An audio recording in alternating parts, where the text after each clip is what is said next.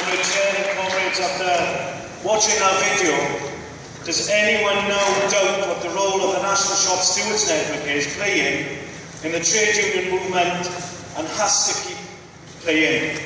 It is a badge of honour to everyone here and all those who associate themselves with the NSSN that alongside the most militant unions in the TUC, we have been the ones to popularise the idea of a 24-hour general strike.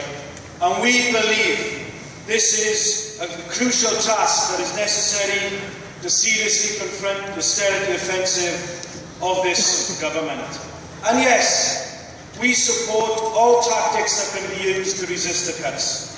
As with the victorious struggles of the sparks, the electricians in the construction industry, and the blacklisting, we support protests, we support demonstrations, we support civil disobedience, but we are unapologetic in stating that the central role and responsibility has to be played by the unions in calling and organising mass strike action against this government's programme. And then to draw behind the unions, still the mass organisation of up to 7 million working people, all those who have their lives devastated and ripped apart by these brutal cuts.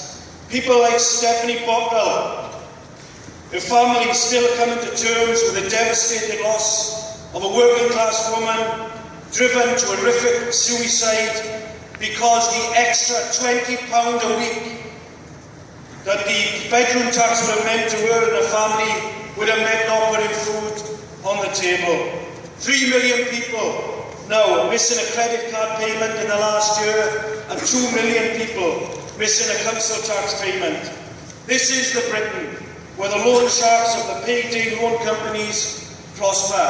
This is the Britain where 500,000 people go to food banks, the modern day soup kitchens, and many of those are working. But this is also the Britain where the richest 1,000 people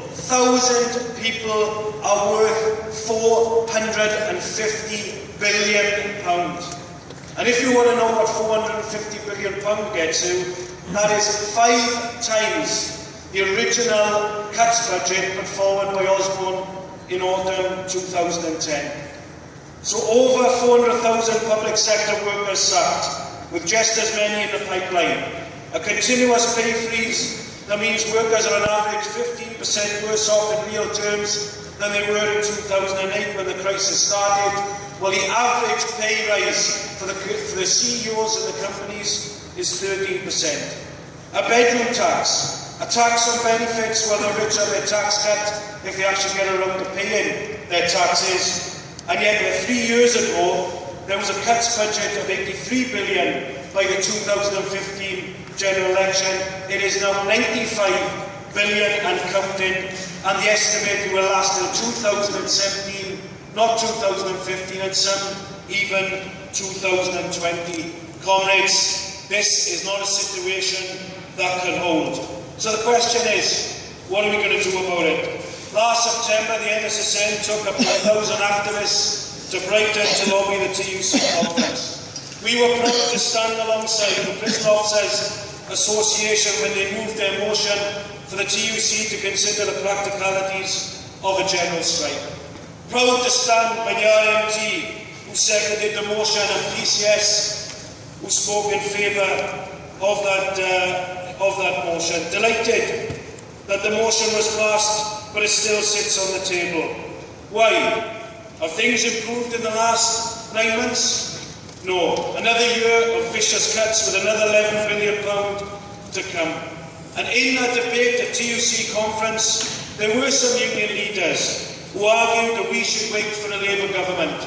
Well, if that day does come, and that is not at all certain, we now know that that will be a government of continued austerity, another government where the poor are blamed for the bankers' crisis.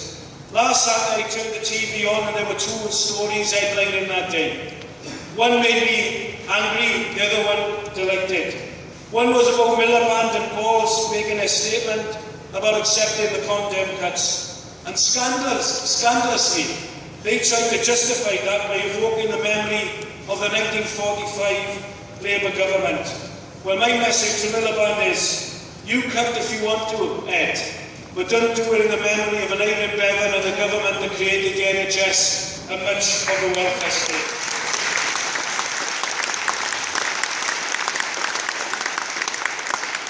You see, they've been spooked, I think, by the votes of UKIP. They believe that the votes of UKIP show that the mass of people have swung to the right. But we know the real story.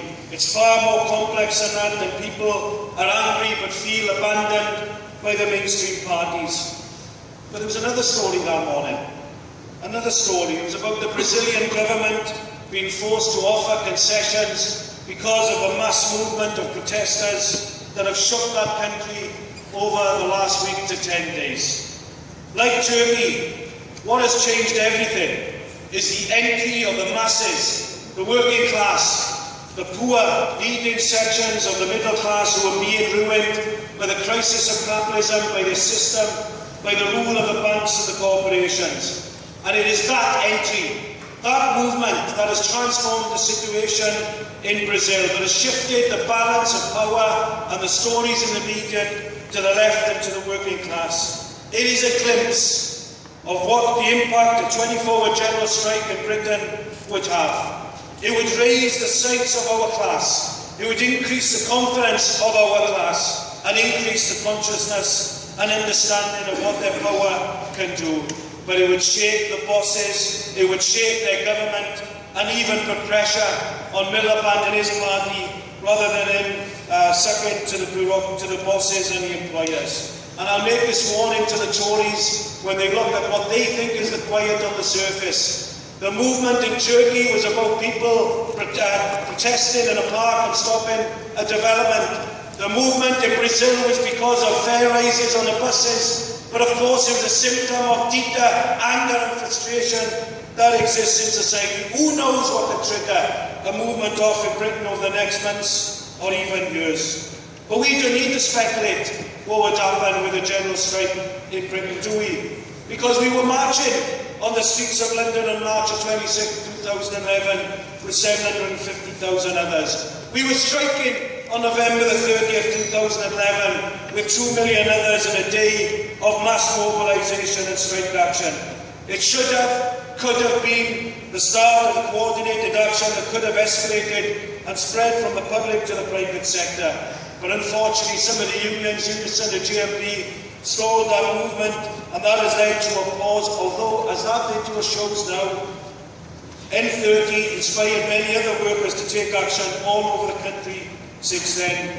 And those strikes, those disputes, many of them never reported, show that a general strike in Britain would be supported by many workers inside and outside the trade union movement. Comrades, the NSSN will keep its hot breath at the back of the necks of the union leaders. We rallied and lobbied in Brighton last September, but we want to go back to this year's conference in Bournemouth. It might be smaller in scale, it's a bit harder to get to than Brighton.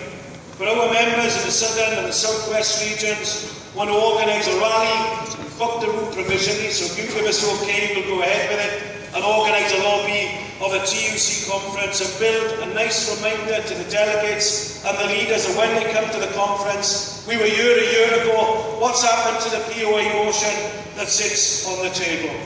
We also want to help build a mass TUC demonstration to welcome the Tories to Manchester on September the 29th, but we want a contingent that marches under the banner of the National Shop Stewards Network that says, name the date for a 24-hour general strike. We hope that demonstration is massive. 50,000, 100,000. Who knows how big that demonstration could be. The bigger, the better. But imagine how more powerful it would be if that TUC demonstration gave notice to Osborne and Cameron, Pickles and Maud, that we have named the date for a mass strike against your austerity offensive. And if the trade union leaders are listening, there's a couple up here, but I think they're on our side. But if some of the other trade union leaders are thinking, I can think of a date. You see, PCS members are in the war of attrition at the moment to defend their terms and conditions. Billy's union is gearing up for action to defend the Royal Mail from privatisation and the members' jobs and terms and conditions. A member of his are on strike this morning in Bridgewater in the southwest as well. Unison members in the local authorities in Scotland are going to ballot on pay. The teachers started their action in the northwest of England this Thursday just gone, and the plan is for that to culminate after rolling around the country to a one-day strike, national strike, in November.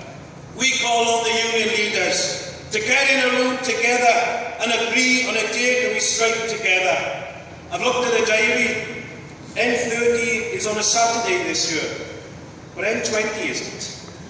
What about that for a date that people can have a look at? And if the TUC won't do it, we encourage the left unions to form a coalition of the willing unions who can act together and coordinate action. Name the date. We'll work with any organisation in the union and anti-cuts movement to prepare the ground and make sure that that's the biggest success. I'll finish with these points. Have a good conference. Take advantage of the debates. Take advantage of the workshops. We've got as many contributions from the floor